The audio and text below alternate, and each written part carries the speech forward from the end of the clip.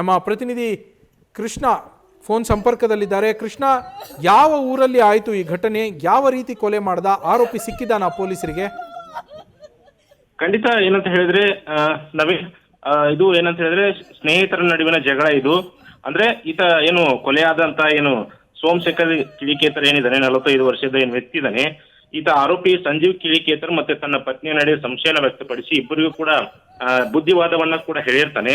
ಈ ಮಧ್ಯೆ ಏನಂತ ಹೇಳಿದ್ರೆ ಇದನ್ನೇ ದ್ವೇಷವಾಗಿ ಇಟ್ಕೊಂಡಂತ ಸ್ನೇಹಿತ ಸಂಜೀವ್ ಕಿಳಿಕೇತರ್ 28 ವರ್ಷದ ಏನು ವ್ಯಕ್ತಿ ಇದ್ದಾನೆ, ಆತನನ್ನ ಕುಡಿಯೋದಕ್ಕೆ ಅಂತೇಳಿ ಬಾಗಲಕೋಟೆ ಜಿಲ್ಲೆಯ ಬಾದಾಮಿ ತಾಲೂಕಿನ ಏನು ಕಾಕನೂರು ಗ್ರಾಮ ಇದೆ, ಕಾಕನೂರು ಗ್ರಾಮದ ಒಂದು ಮಾವಿನ ತೋಟಕ್ಕೆ ಕರ್ಕೊಂಡು ಹೋಗ್ತಾನೆ. ಈ ವೇಳೆ ಏನಂತ ಹೇಳಿದ್ರೆ ಕುಡಿಯೋ ಬರದಲ್ಲಿ ಇಬ್ರು ಕೂಡ ಹೆಚ್ಚಾಗಿನೇ ಕುಡಿತಾರೆ.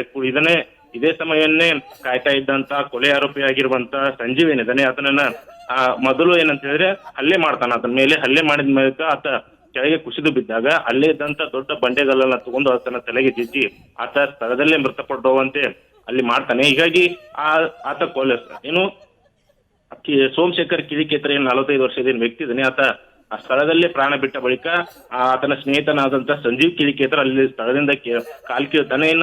ಈತ ಏನು ಸತ್ತಿರುವ ಸುದ್ದಿ ಇನ್ನೂ ಕೂಡ ಅವರ ಮನೆಯವರಿಗೆ ಗೊತ್ತಿರೋದಿಲ್ಲ. ಸುಮಾರು 2 ದಿನಗಳಾದ ಬಳಿಕ ಈತ ಸತ್ತಿರೋದು ಆತನ ಕುಟುಂಬಸ್ಥರಿಗೂ ಕೂಡ ಗೊತ್ತಾಗುತ್ತೆ. ಆ ಬಳಿಕ ಆರೋಪಿಯನ್ನು ಕೂಡ ಪೊಲೀಸರು ಈಗಾಗಲೇ ಬಂಧನ ಮಾಡಿದ್ದು, ಆತನನ್ನು ಕೂಡ ಈಗಾಗಲೇ ನ್ಯಾಯಾಲಯಕ್ಕೆ ಒಪ್ಪಿಸಿರುವಂತದ್ದು. ಇನ್ನ ಖಾನಾಪುರ SK ಗ್ರಾಮದ ಬಳಿ ಇರುವಂತಹ ಮಾವಿನ ತೋಟಕ್ಕೆ, ಅಂದ್ರೆ ಕಾಕನೂರು ಬಳಿಯಿಂದ ಏನು